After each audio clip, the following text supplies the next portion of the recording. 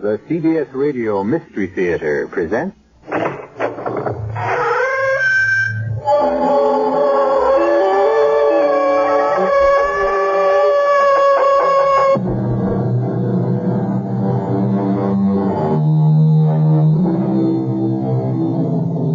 Come in. Welcome. I'm E.G. Marshall. Welcome to Mystery and Tragedy. And the one redeeming feature of disaster. It seems to bring out the best in the survivors.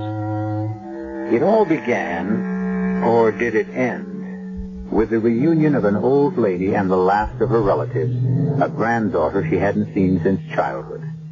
A place? Stratfield's busiest department store, Mayberry's. The time, 13 minutes after 1 o'clock. If you're superstitious, you could read that in Army or European time.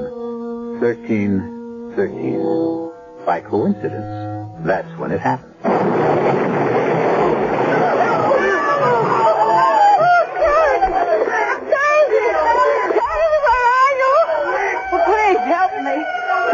They're burning. I can't see. Please help me. Grandmother, take it easy. I got this. Is that you, Charity? No. Yes. I don't know. Oh, come on. Oh, please, let's get out of here before the rest of the ceiling comes down. Charity, dear. Please, I'm so glad you're all right. You are, aren't you? Oh, I don't know. I got a pretty good whack on the head, but I guess I'll make it here. Please, let me help you. I'm afraid I can't move. Something has happened to my back. Oh, it's so terrible to find you and lose you again, Sharon. Don't call me that. Why not? Because you can't see me. You can't tell who I am. But you know who you are, don't you? That's the whole trouble. Ever since I got hit, I don't know who or what I am.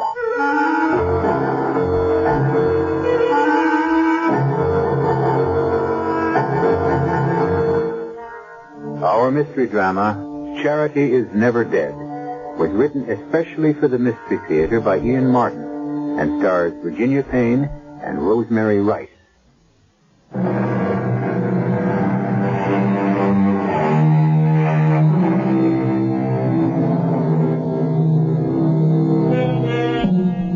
Within half an hour after the accident at the department store, Stratford Community Hospital is a temporary shambles. The constant arrival of ambulances, the whoop-whoop of police sirens, the hysteria of the less badly hurt, the moan of the burned, the hustle and bustle of doctors and nurses competently handling the emergency are a background to a quick meeting between Dr. Mark Banning, Chief of Staff, and the hospital chaplain, Dan Walters. Any injured, Doctor? Enough. Too many killed. Till phone service is restored, we won't know how many. Excuse me, Dan, nurse? Expect upwards of 100 casualties. Refer all ambulance to Dr. Fleming. Free out to go to staff lounge. The ready room in the corridors are jammed already. That's all for now. Yes, Doctor. Hope we won't need you, Dan, but I'm afraid we're going to. The minister not only offers solace to the dying, but prayer and comfort to the living. Of course. I'm sorry. I didn't mean... Oh, thank heaven, communication again. You want to get it, Dan? Yeah. We're carrying in someone who looks like emergency. Can do. Dan! I'm glad to see you. Are you all right? Don't worry about me. But you were going shopping at Mayberry's this morning. Well, I couldn't find the right thing there for Mother's birthday, so luckily I was a few stores away when the explosion went off. I know what caused it. A new boiler. Improper installation. Pressure backed up somehow and blew Mayberry's ground floor to ribbons. Thank heaven you weren't there. Well, thank heaven I was near enough to be of help. But I appreciate your concern, Mark. I ought to be concentrating more on the patient. What have you got there? Mrs. Chandler.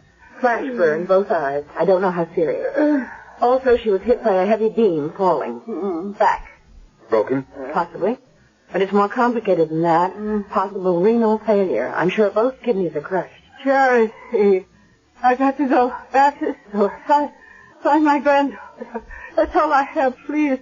We'll find her, Mrs. Chandler. She was there. I talked to her. Where is she? You rest here. Who is that? Who are you? Dr. Logan. Dr. Ann Logan. Oh. Now you rest and we'll take care of charity. Please. I need charity.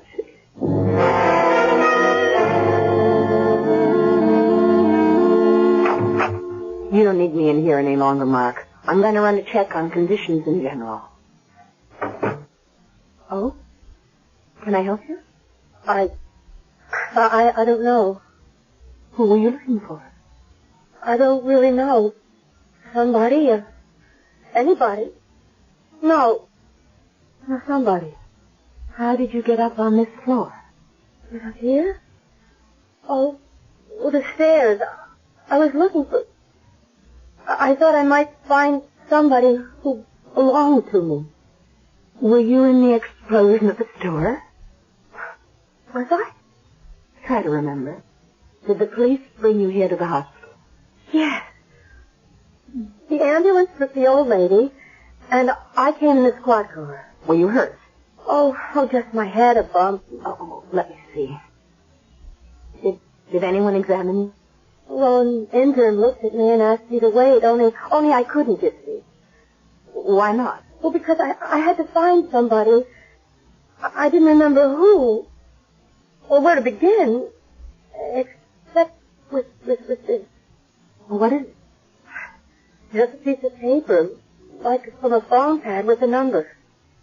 380. What do you think it means? A room, maybe? There's no such room number in this hospital. Oh, I thought maybe it might be the old lady's. What old lady? Well, just someone I met after... What is this for? I don't know. What was the old lady's name? I don't know. What is your name? But that's the whole trouble, don't you see? I don't know that either. When you were examined, didn't they ask your name? Yes. And? I didn't have a name to give them. I thought if I just sat still for a while, the shock would wear off. Amanda, don't worry. It'll all come back. I'm Dr. Logan, and I'll see you a little later. You have amnesia. You'll have to have a thorough examination to make sure there's no concussion. Well, I really thought I was all right. But I guess I'm not. We'll find out why. And fix it.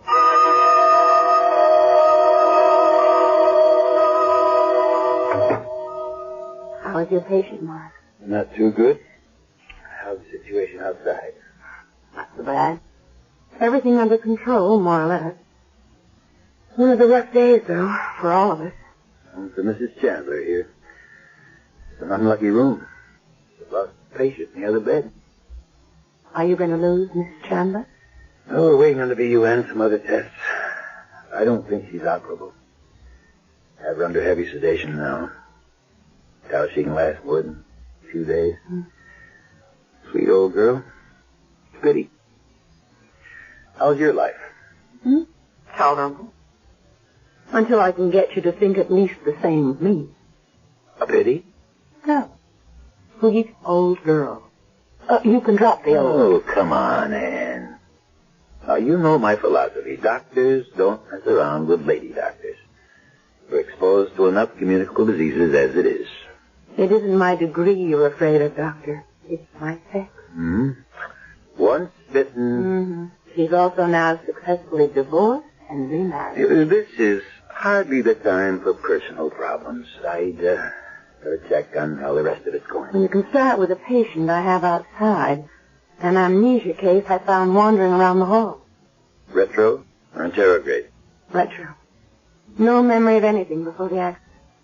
Any physical injuries? Well, I haven't had a real chance to examine her. Supposedly, she was checked when she was brought in. And all the commotion, can't be sure. Bring her in here. Let's examine her here. I'll be able to manage once I pull this curtain. All the examination and treatment rooms are jammed anyway. I'll go get her. Charity. Mrs. Chandler, try to rest. I want my granddaughter. I know you do, and we're trying to find her for you. Oh, you must. Finally, after all these years. I don't know. Only to have this happen. I must find Charity. The patient's in the room. On the other side of the curtain? Who is it? An older woman. She was badly hurt in the explosion. I heard her say Charity, didn't she? Yes. Maybe it's me. Maybe I'm Charity. Why would you think that? Oh, this is Dr. Banning, our chief of staff. Oh, how do you do, Doctor? Because after the explosion, I helped an old lady, and she thought I was her granddaughter. She called me Charity. Are you? I don't know. This is the girl with the amnesia I told you about, Dr. Banning. Well, is your grandmother's name Chandler by any chance? Does that ring a bell? No. Would you recognize Mrs. Chandler if you saw her? I don't think so. Oh, I mean the old lady you helped after the accident. Oh, yes, I would know her. I think I would. Now, let's try. Quietly. She's deeply sedated now, and I don't want to wake her. Can you walk all right? Oh, sure. All right, you can pull back the curtain, Dr. Logan. Of course, Doctor. Well? Yes. Yes, that's the old lady I helped in the store. Well, is she your grandmother? Do you remember her? I can't remember anything before that bomb went off. How do you expect me to remember her? Now cross your left leg over your right, please. Oh. There's nothing the matter with that reflex. Look up, please. Like that? Just have to find out what's causing it and cure the cause. But nothing caused it. Nothing really happened. Look to the right. How about the bump on your head? Oh, I've had worse. But how do you know nothing happened? The left, please. What do you mean? If you don't remember. But I do. Right back to the explosion. Look down, please. And after that? Oh, just that it was awful. Something knocked me down. That's when you got the bump. I guess. What were you doing in Maybury's store? I don't remember. You remember what happened to your pocketbook? I must have lost it. In the store? I suppose. Only, I'm not even sure I had one to begin with. No, Dr. Logan. I see no signs of neurological damage either. But I want a skull series, so we'll keep her. Miss Chandler? No, she's still under. I just arranged to have our mystery guest admitted. You're going to keep me here in the hospital? Well, until you remember. Or we find out who you are. You stay right in this room. I'll send a nurse in to help you. With an old lady who's dying? You're lucky the bed's available. And when you get into it, stay put, young lady.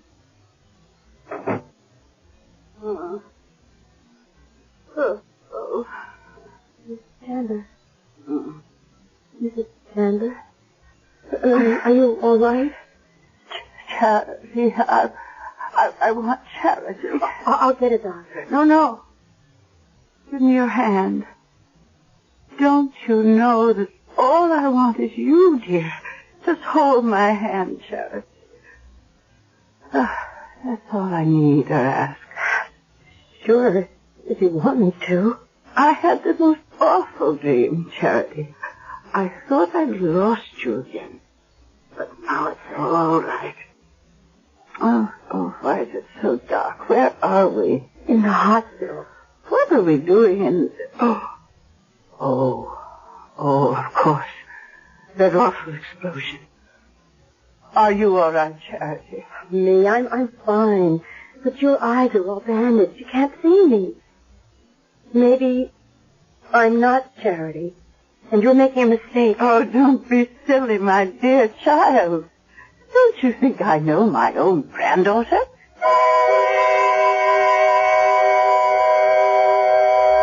In the bed, the old lady, her eyes bandaged, lies breathing quietly, holding the girl's hand.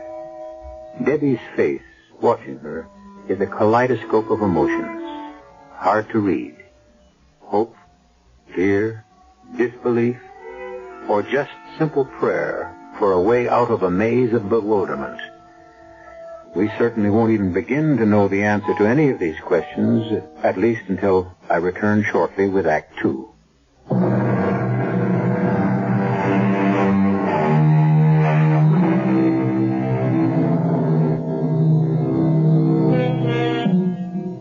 By the end of the afternoon, the chaos that once was the main floor of Maybury's store has been partially restored.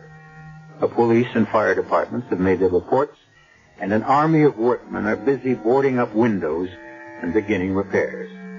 The emergency is over, except for what human misery it has left in its trail. Reverend Dan Walters has made a personal trip to the store, to the police, and to fire headquarters to collate all the information and bring it to Dr. Mark Banning. 151 casualties also. Everyone accounted for? With 2 exceptions. There's no trace of Mrs. Chandler's granddaughter, and no idea or clue who the girl with amnesia is. Unless she is Charity. That's right. How old was the granddaughter? According to neighbors the police contacted, somewhere in her middle 20s.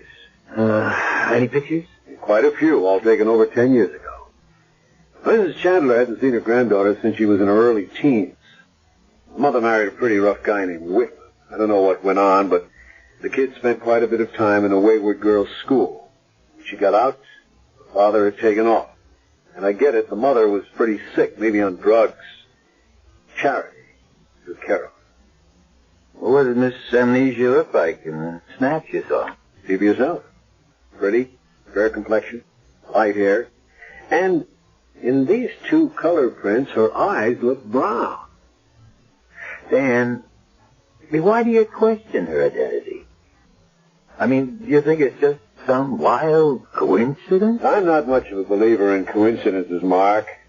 I'd rather go with you and accept Charity at face value. The Lord makes a lot of plans. And one way or another, he just may have blueprinted this one. I just don't understand you, Anne. Meaning she's faking? I don't know. But why no matter what the occasion, meeting her grandmother after all these years, no recognition. Most of all, I guess I don't think the girl herself believes she's Charity. Well, Dan thinks after talking to her earlier, she's ready to accept that fact.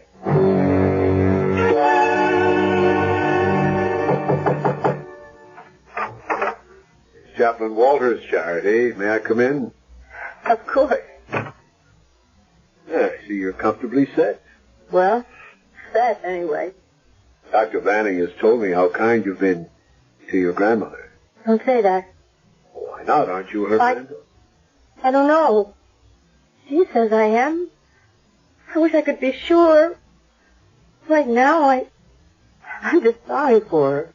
How do you feel? Miserable. And afraid. Why can't I remember who I am, Chaplain? Perhaps you don't want to remember. Have they located her granddaughter yet? No. Everyone apparently accounted for. No sign of her. Do you think if it isn't me, that it might have been someone who died in the explosion? That's about the way it stacks up. We should know by morning. Now I'll say good night. I hope you are Charity. You could make her last days very happy if you bring her truth and love. Good night.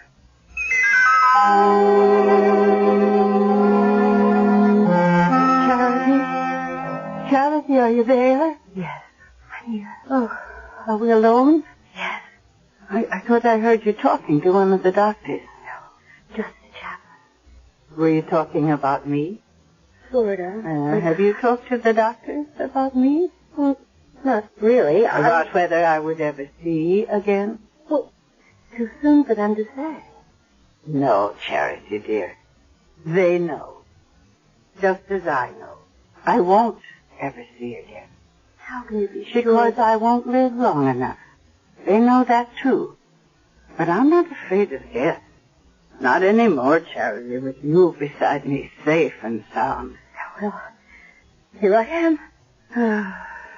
promise you'll stay with me. It won't be for too long. And I promise, in return, you'll never be sorry.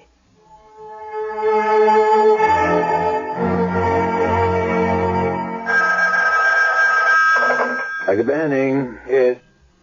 Who? Chaplain Walters? Sure, send him in. Oh, and nurse, put a page on Dr. Logan if she's in the hospital. Ask her to come to my office. Hi, Dan. Find the perch. Oh, what's on your mind? I spent most of the night at Mayberry. I didn't find anything at the fire sale that did anything for me, but I turned up some evidence like this. Pocketbook. With a wallet inside it. And inside the wallet, this picture. Oh, that's Mrs. Chandler. So this must belong to her granddaughter. There's additional evidence. You remember her granddaughter came in by bus yesterday at 1. Proof, item, 1 ticket stub made out to a charity whip. So our Miss Amnesia must have dropped her pocketbook in the excitement. Well, we're out of the woods. She is charity. That would make it all so nice and simple, Mark, but it just doesn't wash. The bag with the wallet in it was clutched in the hand of a young woman they just dug out dead in the debris. I'm afraid Charity Chandler is dead. Oh, what rotten luck. I mean, Mark, Dan, I just came down from the room. Mrs. Chandler has no more chance of living than she had when she was brought in. We have her on hemodialysis now, but that's only supportive. But in spite of it all, she's so happy to be reunited with her granddaughter that it means so much to her. What about the girl? She calls her Grandma now. Are you sure that there isn't some possibility? I doubt it, Dr. Logan. The girl and the purse were one. So we still don't know who our amnesia victim is. And worse than that, we have to break the news to Mrs. Chandler that her granddaughter is dead. Well, what choice do we have? It'll kill that old woman. She is in no condition to stand a shock like that. She's entitled to die with a little dignity and happiness. Must she be told? There's more than one person involved in this. Our amnesiac has the right to know who she is not before she can remember who she is. She has to be told that she is not Charity. But she doesn't necessarily have to tell Mrs. Chandler that. Well, how could we ask the girl to keep that secret? I mean, under the circumstances. Well, it isn't reasonable. You're right. Unless what? Unless we talk to her. We might be able to persuade her to keep up the pretense long enough to... To what? To allow a very sweet old lady to die in peace. Well?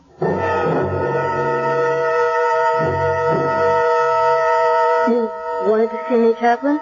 Yes. Forgive me for not coming up to your room. No, I'll close the door. Hello, Dr. Logan. Won't you sit down? I hope I won't be awake too long. I don't like leaving Grandma alone. Grandma? Yes? I've made up my mind. Or rather, she has for me. That you are Charity Whitman. If I'm not, then you tell me who else I am. I'm sorry. I wish I could. But I can't. But you don't think that I'm Charity. Is that what you want to see me about? Dan, tell her what you found out. The police have found a young woman who is. The real Charity Whitman? All the evidence points to it. Oh, then that makes me nobody again. Where is she? Dead. Killed in the explosion. It's all right. Go ahead, cry. Oh, it's not for myself. Only for that dear old lady upstairs. I'm sorry. I didn't mean to go to pieces. You didn't. And I lied some. It is for Mrs. Chandler, but it's for me too. You see, I actually was beginning to think I really was Charity. And that's because you wanted so much to be somebody again. It's so awful to have no roots and no memories, to live in a vacuum. So alone. Well, there's always someone worse off. Think of Mrs. Chandler. How alone she'll be when she learns the truth. Well, you're not going to tell her. What else can we do? You'll break her heart. You'll kill her. Under the circumstances, we can't ask you to keep on pretending. Why not? If she still thinks I'm Charity, at least she'd have a few days of happiness left. Do you think you could bring it off? Why not? I've done it so far. Because you thought you might be. Now it's deliberate deception. And I'm not sure that Dr. Banning would agree to it. Why wouldn't he? Many reasons. One is, you might remember any moment who you really are, my dear. You. My dear. It's a terrible thing not to have a name to be called by. And it could be my name. And if I have another, maybe there's a reason enough that I want to forget it. Oh, I gotta get some air. You all right? Oh, sure, happy as a clam. Maybe we better get you back up to bed. Dr. Logan, I'm all right physically. The trouble with me is in my head. What is it? Nothing. For a moment, I had... Nothing. Just... I've made up my mind. And I don't care what any of you say. For her sake, for my sake. From now on, you'd better all just call me Charity.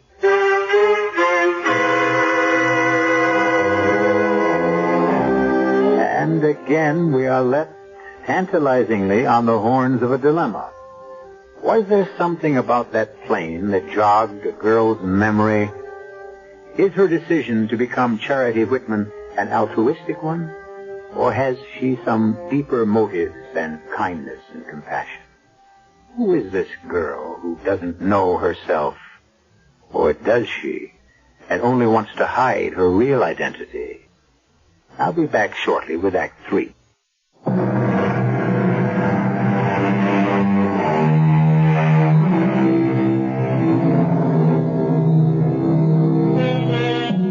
It's another day, scrubbed bright with clean sunlight. A day for surfing, or sailing, or climbing a gentle mountain. Or just lying lazily in a field and watching the sky. For most people, that is. For the 5 people in our story, and in Stratfield Community Hospital, it's to be a very different day. A day of sadness, suspicion, and dilemma. Mrs. Chandler is mercifully asleep. Death not very far away now. Charity and the chaplain are walking in the hospital gardens. And Doctors Logan and Banning are huddled in a corner of the cafeteria over morning coffee. Poor Mark. You look so tired this morning. I'm not tired, Ann. I'm worried. About what? Well, about this deception I've agreed to. Our business is healing, not playing with human emotions. You make it sound as though I've been party to something cruel. Well, no, I'm not questioning your motives. Just whether any of us have any right to contribute to deceiving a dying woman. Just to give her what happiness we can? Even though she barely knew her granddaughter, it's obvious she was, or is now, the center of her life. Yeah, there's no doubt of that. Then, since she's convinced the girl is Charity, whatever doubts we have, who are we to question that? But damn it, I am chief of staff of this hospital. I'm sticking my neck out. There could be legalities involved. What? Well, for one thing, Mrs. Chandler may have a will. If it names Charity as beneficiary, and the girl died in the explosion, she might want to change it. She should have that right. I never thought of that. But wouldn't it just go to the next of kin? According to the hospital record, there is no next of kin. Which may be why our so-called Charity is so willing to decide that's really her name. It is possible to fake amnesia, you know. And if there's enough money involved... Oh, I don't believe that girl could do anything like that. She... What is it? I was just thinking. Yesterday, while Dan and I were talking to her, she was by the window and she stopped suddenly as if... As if she'd remembered who she really was? Yes. I thought she was coming out of it, and then she turned on us and told us that from now on, as far as she was concerned, we could take her for Charity Whitman. Oh, Mark, I want to believe in her. Don't let this turn out wrong.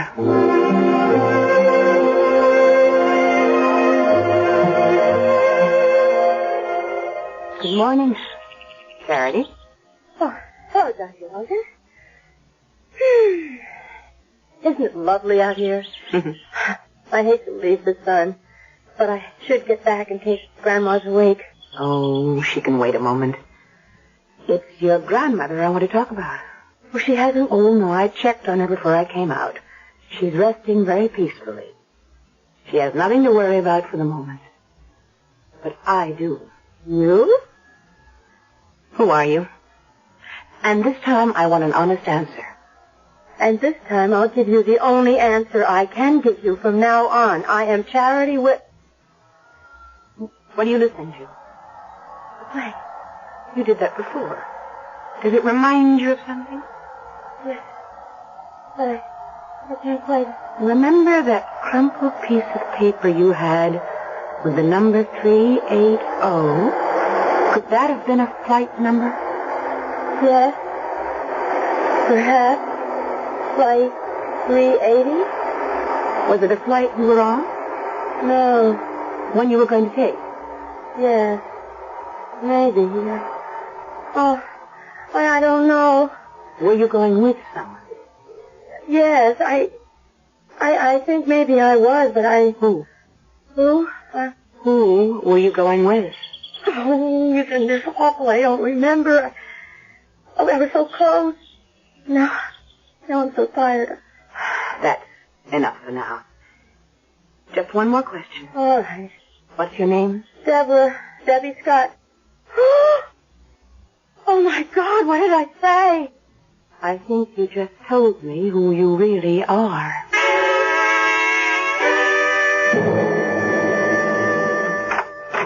Chaplain, excuse me for bursting in like this, but I need your help. Any I can offer? What? It's all come back. I know who I am. Yes, Dr. Logan informed me. You're Deborah Scott. We're trying to trace now where... You didn't listen to me. I haven't told Dr. Logan everything. I wanted to talk to you first. I have some problems. As for example? This afternoon, at 3 o'clock, I'm supposed to fly to Mexico City with the man I love. Oh, that isn't a problem. That's happiness. I'm sure there'll be no trouble about the hospital releasing you in time to get your plane. Yes, but then what happens to Mrs. Chandler? What you've already done for her has been wonderful. No one can expect you to give up your personal life now that you've refound it. Does your fiancé know you're all right? Oh, he's had no way to know that anything was wrong. You see, his insurance company transferred him to New York. I thought you said you were headed for Mexico City. We are. Look, you see, I was his secretary. The firm closed the local office where we worked, and Dan flew ahead to New York, and he's probably been trying to get in touch with me, and I don't know where he is. Didn't you call him at the firm? Well, he'd already left. He'll be expecting me to leave with him from here on his 2-week vacation. Your honeymoon, then you have to meet him. I don't want to run out on Mrs. Chandler. Not when she depends on me. Well, maybe if you talk to your young man, he might delay the vacation a few days. Mrs. Chandler hasn't got any longer than that. I don't know if he would. It's been his last vacation for a long time, and he'd probably just go on without me. Without the girl he's going to marry? I didn't say we were going to be married. Oh. Look, my only chance, really, is if I do go with him. But I know him. If I don't turn up at that plane, I'll never see him again. And I love him. How much does he love you? Granted what you say. Look, there's been very little love in my life, Chaplain. I was an orphan, brought up in foster homes. But I'm not her Charity. I'm Debbie Scott. I know what I'm trying to do for Mrs. Chandler is right. And I guess what I'm doing with Vince is wrong. But I can't be two people. Which am I supposed to be?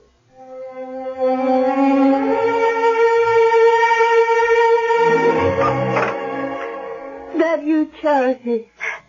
Yes, Grandma. Where have you been? Oh, well, they were just giving me a checkup. They're going to send you home. Yes, they need the bed. I'm all right now. Oh, that's wonderful, dear. I'm so happy for you. No more clouds or doubt, No. You know who you are again.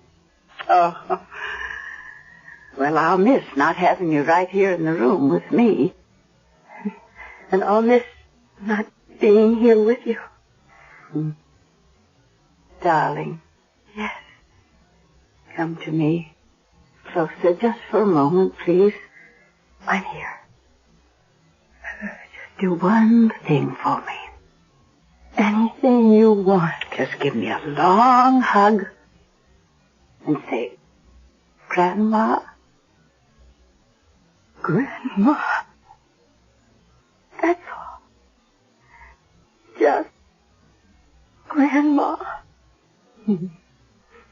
That's all I really wanted to hear. Grandma. Oh, my dear little girl that I know so little about.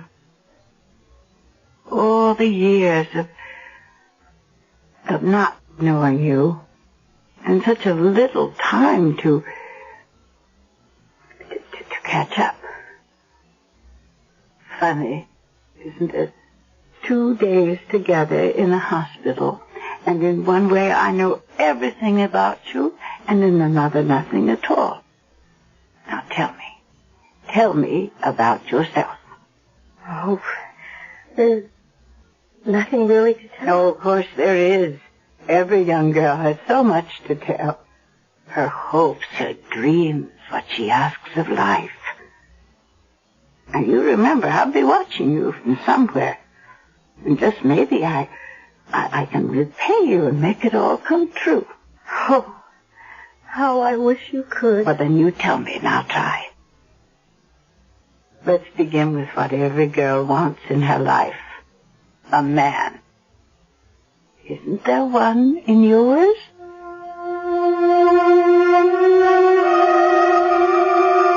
And I don't know why I blurted it all out.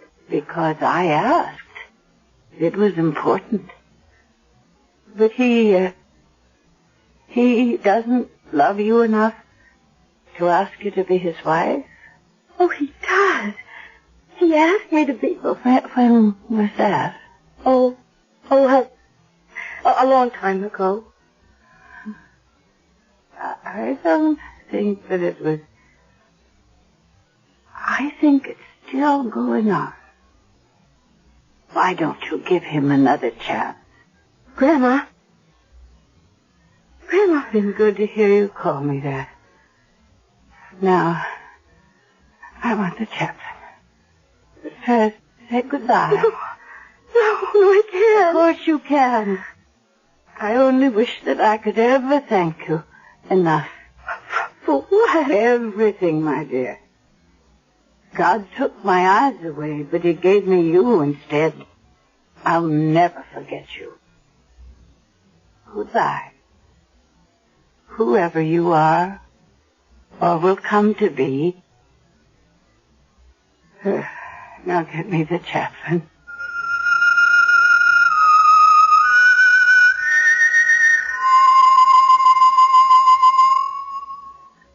So your young man decided to wait for you?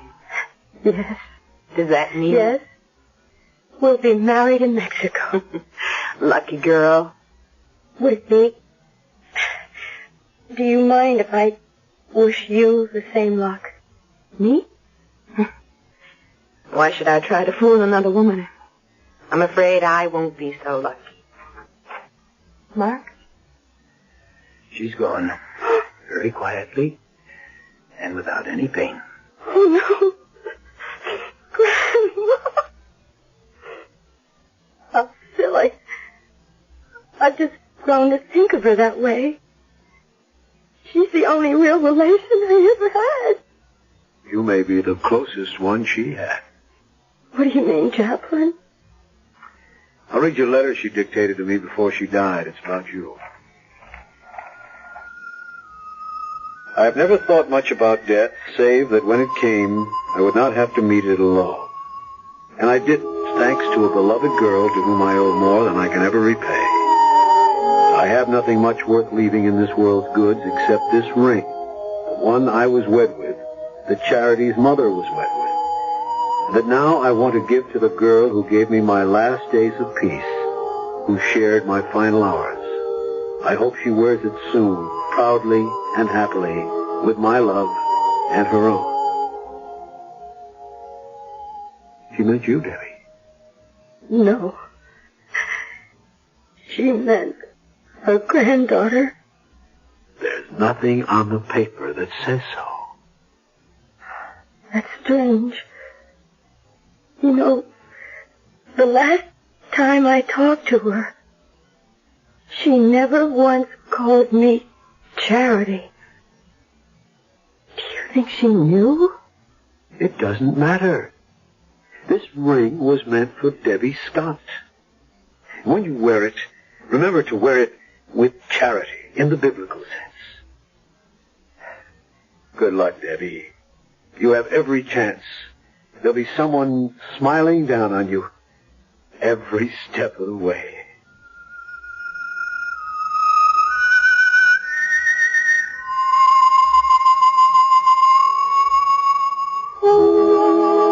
Did Mrs. Chandler know that Debbie Scott was not her granddaughter? Did she prefer to play out a last sweet charade to make death come softer? We'll never know. But that chance, perhaps foolish and old-fashioned name given to a girl long ago proved in the end to live up to its old-fashioned meaning. I'll be back shortly.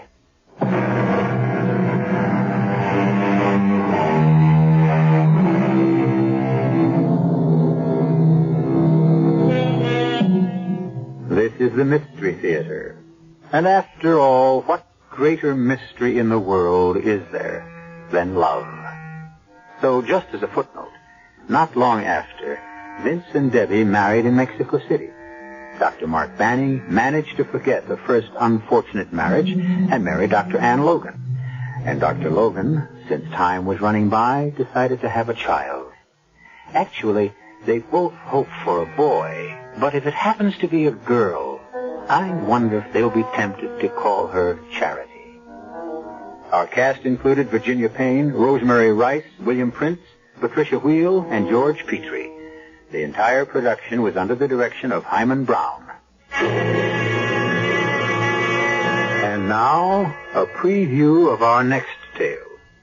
Everyone in this town seems to know what's wrong with my house except Helen and me. They know there's something wrong. That's all they know. Oh, and you know more, beautiful Zoe. Ah, yes.